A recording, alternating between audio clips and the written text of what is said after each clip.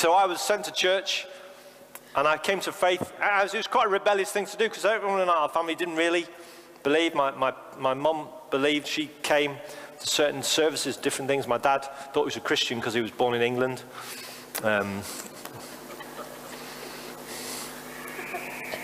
actually, it wasn't until my late teens I became a Christian. But I was told that actually the Holy Spirit, we didn't need the Holy Spirit anymore.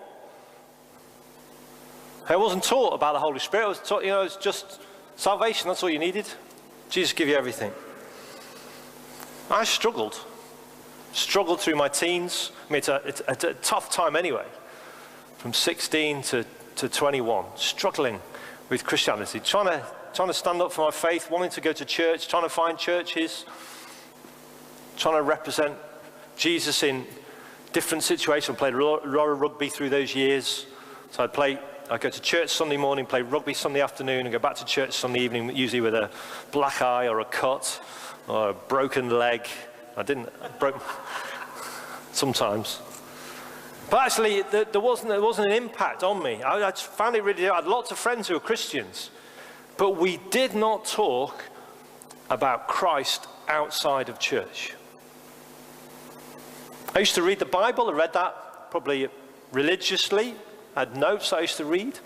They were great, actually. The church, I say a lot for them, actually. The church I went to, Brethren church I went to, they put so much into me, because I was I was troublesome, I'd say, as a teenager, because I didn't toe the line. Still don't. But so they found me, the guy who, he's still there, Ralph Bonniger, he would send me Bible notes every couple of months, I think it was. And he'd find me wherever I was. So I'd left the church long past, and he was still sending me notes, and they'd be like forwarded 2 or 3 addresses sometimes. But he'd find me, and he got to me. In the end, I had to think, when I was married and about 23, I said, I think you need to stop sending me the Bible notes now. I can get my own.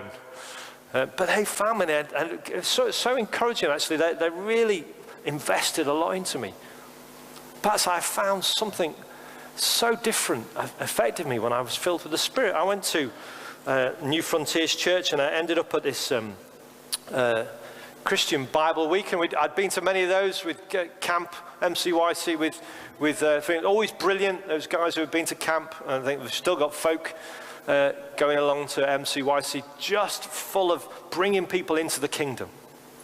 But there's something that was missing.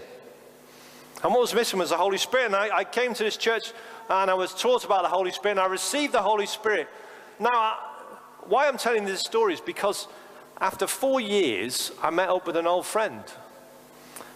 And rather than talking about what I'd been doing, in the sense of, I'm doing this, I'm studying this, all I could talk about was Jesus. All I could talk about was what God had been doing in my life in the previous week. Now, that was really uncommon.